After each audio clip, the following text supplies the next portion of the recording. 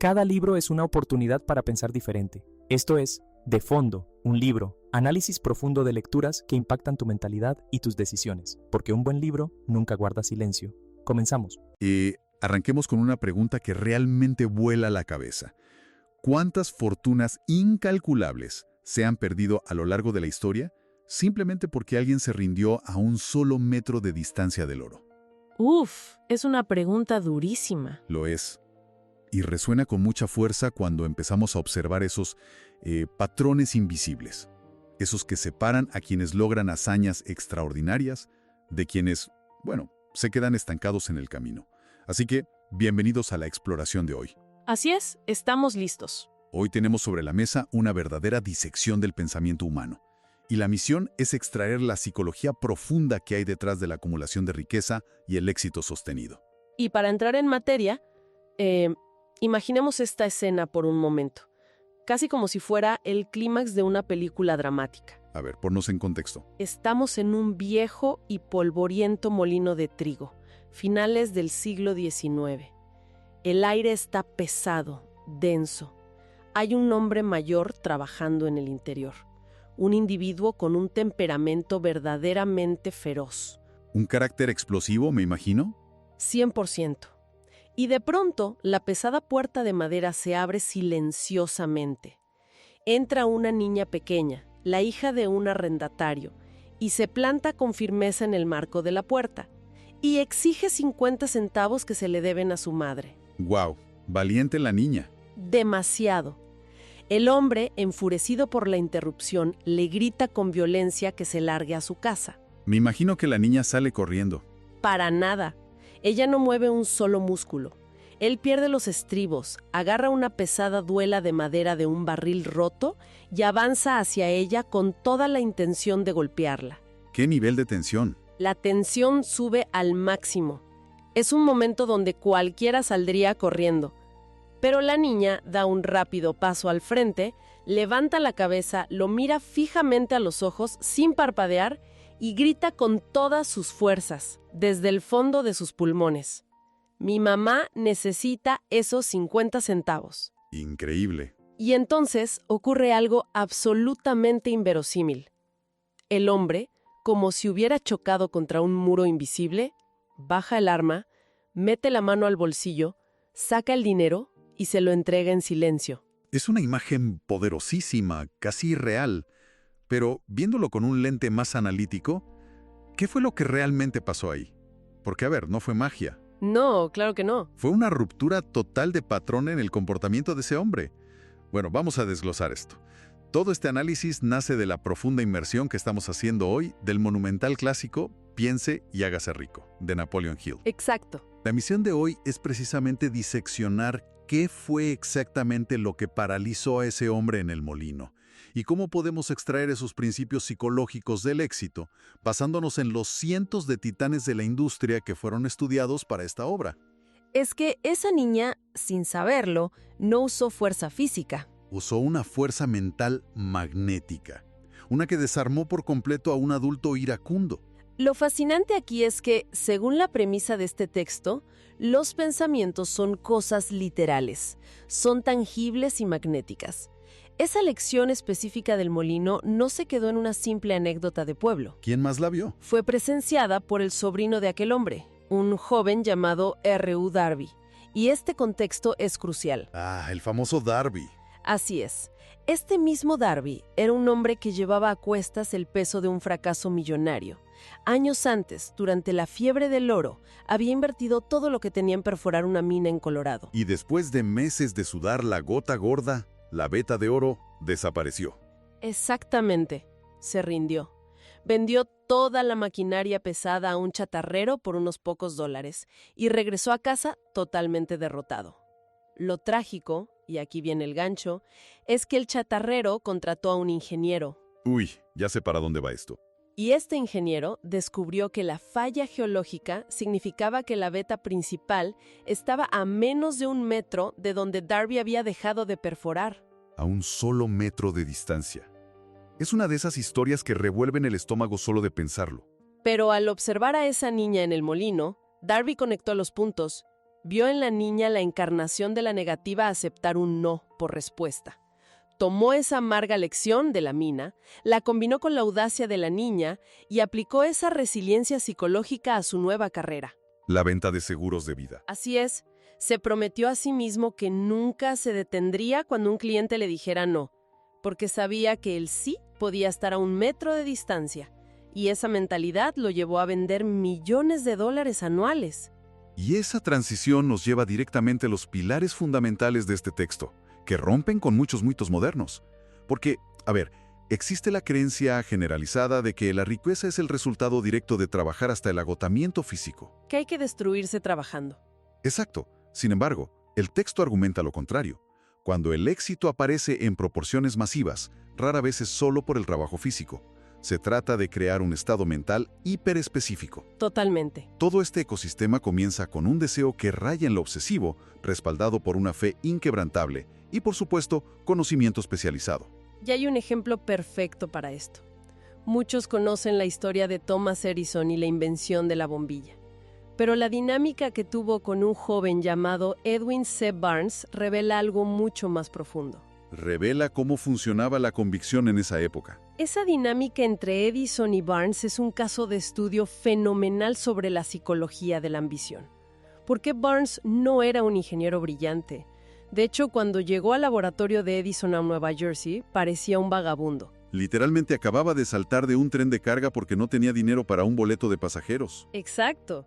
Pero su arquitectura mental era completamente distinta a la de un buscador de empleo tradicional.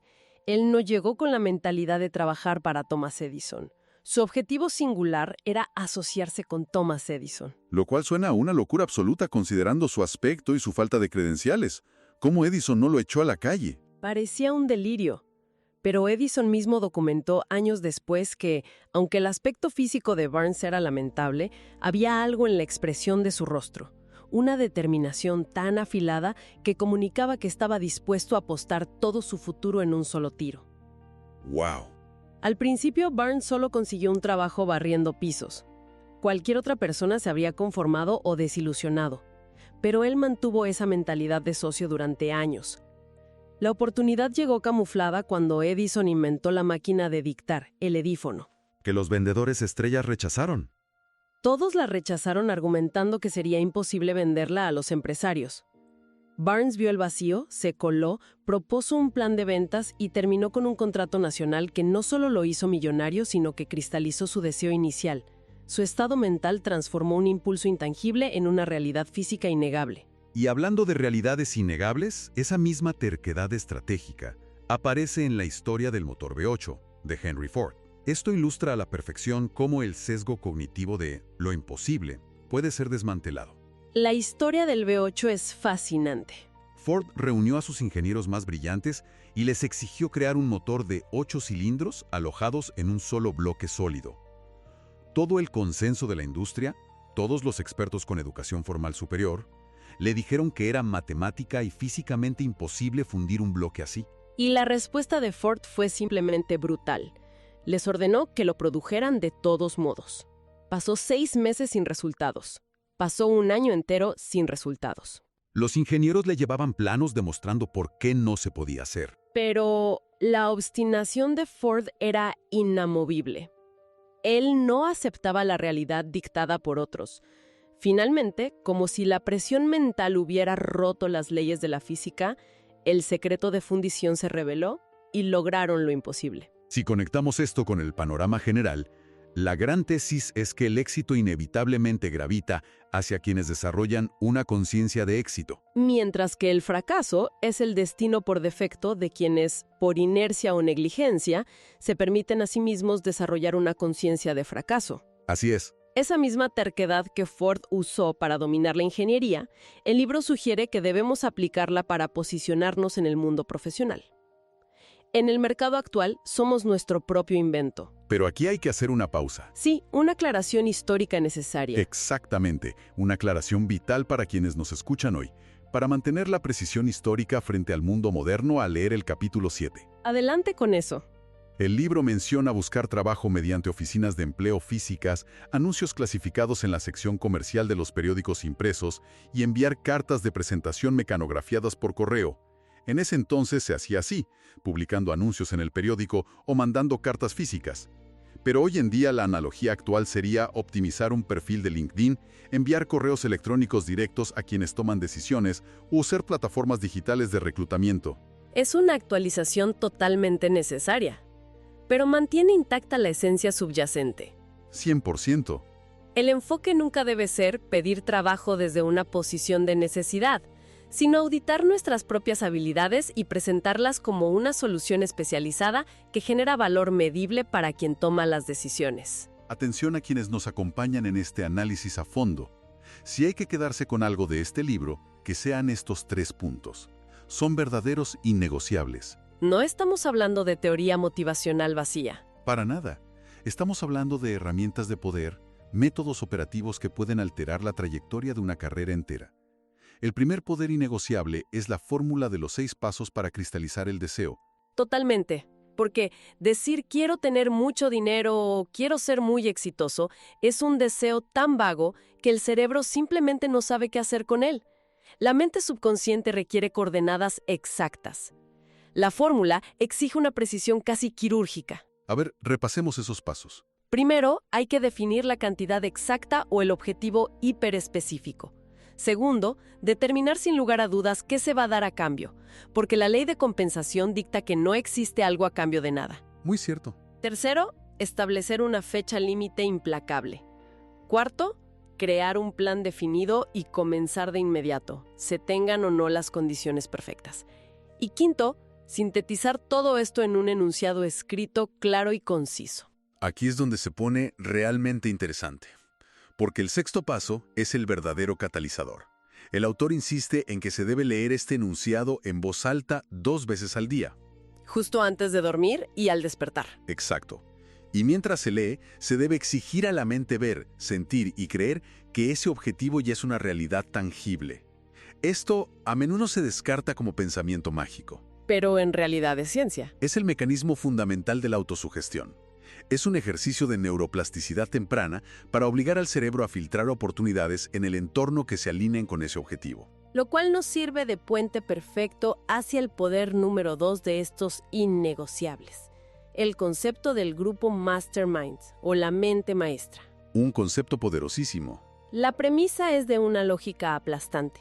Ningún individuo, sin importar su nivel de genialidad, posee toda la experiencia, el conocimiento o la perspectiva necesaria para acumular grandes fortunas o lograr impactos masivos en solitario. Se necesita un equipo. Cuando 2 o más mentes se unen en un espíritu de absoluta armonía y propósito, no solo suman sus inteligencias, sino que crean una tercera fuerza intangible, una inteligencia colectiva superior. Y de nuevo Henry Ford nos regala el mejor caso de estudio para este concepto. Durante la Primera Guerra Mundial, un periódico de Chicago publicó un editorial llamando a Ford un ignorante pacifista. ¡Qué atrevimiento! Ford los demandó por difamación.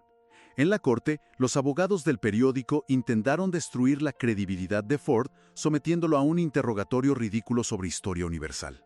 Le preguntaban datos súper específicos, ¿no? Sí, cosas como ¿cuántos soldados enviaron los británicos para sofocar la rebelión en las colonias americanas? Buscaban probar ante el jurado que, por no tener educación formal, era un ignorante. Una táctica clásica de desacreditación. Pero la respuesta de Ford fue una clase magistral de inteligencia ejecutiva. Cansado de las preguntas capciosas, se inclinó hacia adelante y explicó que en su escritorio tenía una fila de botones. Su famoso panel. Y que simplemente presionando el botón correcto podía convocar expertos en cualquier materia, desde ingeniería hasta historia, quienes podían responder a cualquier pregunta que él necesitara. Brillante, remató el argumento cuestionando por qué debería abarrotar su mente con datos triviales de conocimiento general cuando tenía a su disposición a los hombres más brillantes del país. Es un golpe de autoridad absoluto. Saber dónde encontrar la información y cómo organizar ese talento es la verdadera educación superior. Ahora, preparémonos porque entramos al tercer poder innegociable. Este suele ser el más debatido. Y el peor comprendido del texto. Pero según la investigación, es quizá el más potente. El misterio de la transmutación del sexo. Y aquí quiero poner un poco de resistencia. Suena a un concepto casi esotérico o freudiano para un libro enfocado en los negocios y el pragmatismo. Es una reacción súper común. ¿Cómo justifica el autor exactamente que esta energía física primal se convierta de pronto en perspicacia financiera o innovación empresarial? Es una excelente objeción y es vital desmitificarla.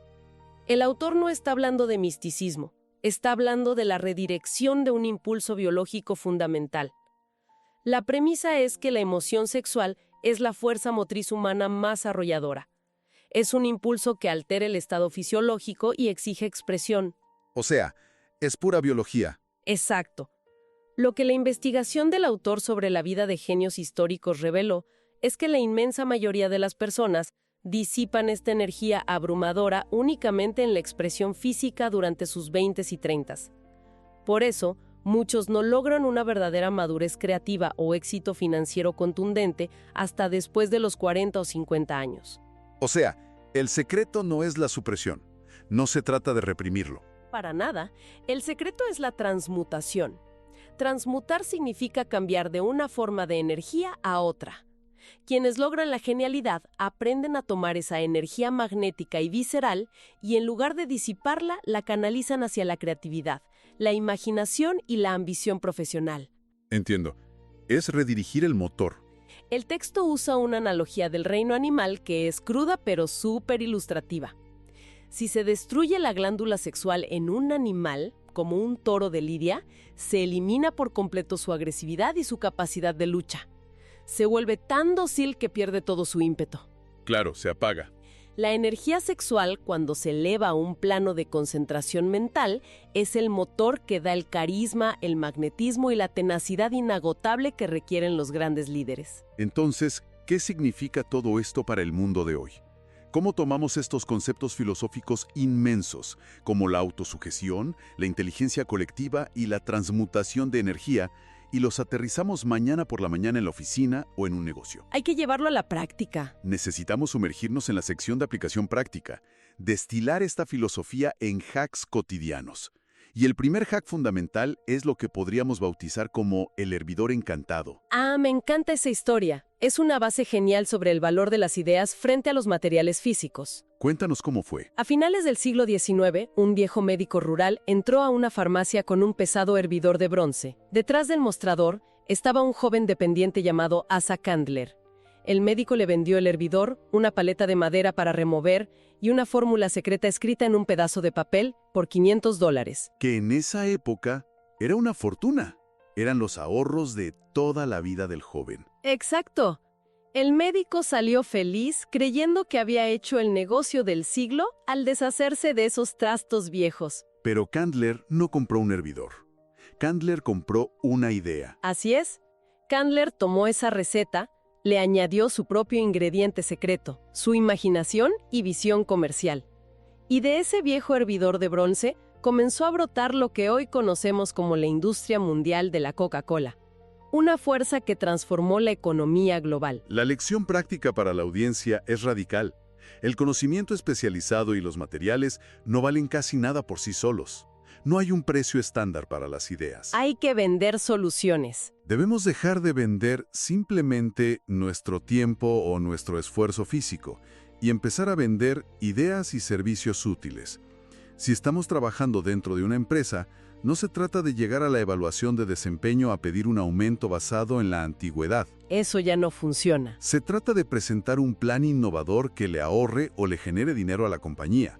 Se trata de ser el creador del valor, no solo el ejecutor de tareas. Y para tener la claridad mental de qué valor estamos aportando realmente, necesitamos implementar el hack número 2, el inventario personal implacable. Suena intenso. Lo es. Así como las corporaciones hacen auditorías financieras anuales para evitar la quiebra, la mente humana requiere un autoanálisis honesto y muy profundo. Y aquí es donde tenemos que dejar de lado el ego. La verdadera pregunta que debemos hacernos no es si trabajamos muchas horas. La pregunta es, ¿estamos entregando un servicio mayor y de mejor calidad al que nos están pagando por hacer? Esa es la clave. ¿Nuestra actitud en los momentos de crisis es de cooperación y resolución? ¿O somos el cuello de botella que siembra negatividad?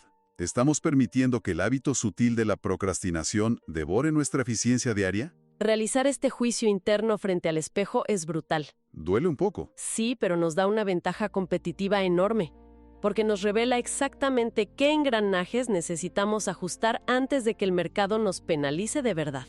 Y ajustar esos engranajes inevitablemente nos pondrá cara a cara con la resistencia interna, lo que nos lleva al hack número 3, la erradicación de las excusas y los fantasmas del temor. El texto es enfático al advertir sobre lo que llama el taller del diablo. Que no es otra cosa que nuestra susceptibilidad biológica a las influencias negativas.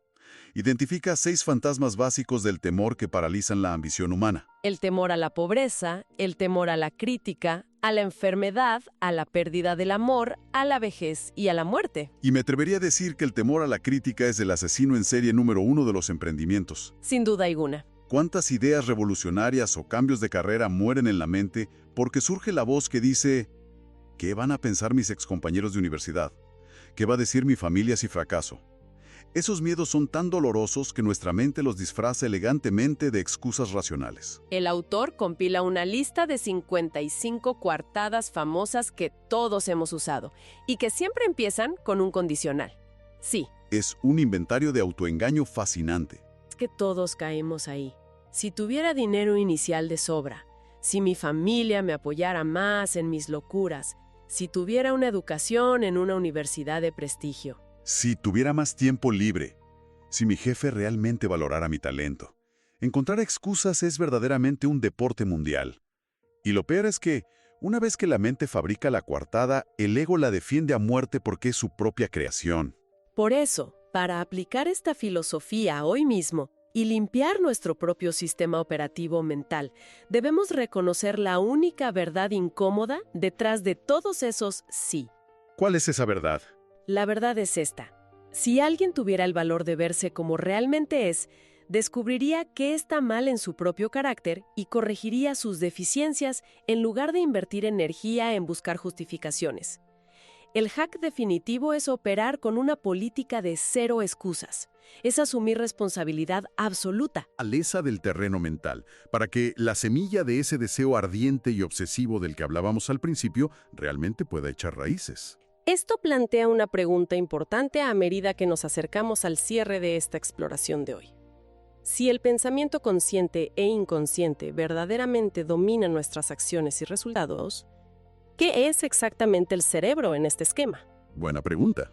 La tesis magistral del libro es que el cerebro humano funciona, a todos los efectos prácticos, como una estación receptora y emisora. Constantemente atrae las vibraciones y realidades que dominan nuestros pensamientos. ¿Como una antena?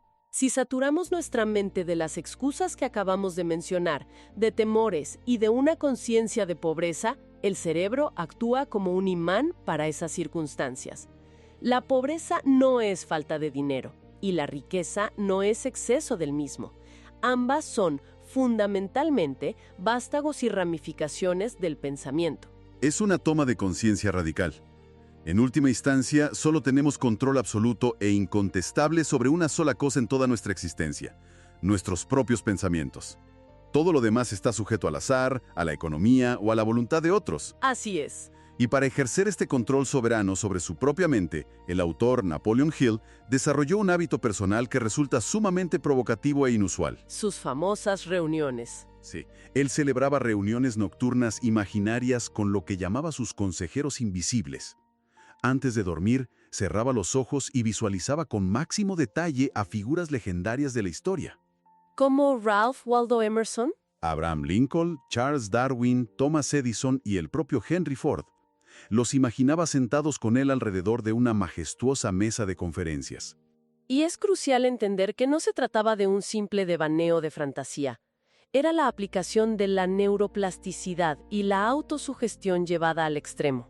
Hill permitía que estas figuras debatieran en su mente. Les daba vida en su imaginación. Se imaginaba a Lincoln aportando su sentido de justicia, a Darwin ofreciendo su rigor analítico, a Edison compartiendo su empuje inagotable.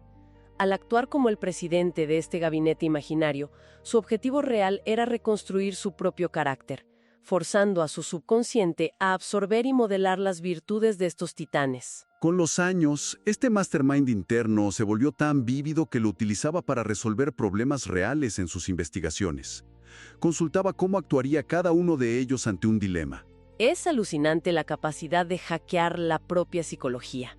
Si la imaginación enfocada puede usarse para reprogramar el subconsciente, invitando deliberadamente a genios inmortales a la mesa directiva de la mente, cabe preguntarnos con mucha seriedad, ¿a quiénes les estamos permitiendo sentarse en esa mesa todos los días de forma completamente inconsciente? Uf, tremenda reflexión. ¿Le estamos cediendo la presidencia de nuestra mente a los miedos ajenos? ¿A las dudas sembradas por la sociedad? ¿A las críticas vacías que leemos en redes sociales? Es un pensamiento para llevar con nosotros y reflexionar profundamente. Ese es, en última instancia, el verdadero campo de batalla. Elegir con criterio implacable quién o qué ocupa un asiento en nuestra mesa de decisiones mentales es lo que dicta nuestra realidad externa. Exactamente. Ha sido un recorrido espectacular, desmontando los principios silenciosos que han forjado grandes imperios y destinos a lo largo del último siglo. Cerramos esta exploración de hoy con una máxima contundente, una extraída directamente de las páginas que hemos desglosado que sirve como un llamado ineludible a la acción. Las riquezas no responden a los simples deseos, responden a planes definidos. El éxito no exige explicación y el fracaso no tiene excusa. A tomar el control del tablero de ajedrez contra el tiempo.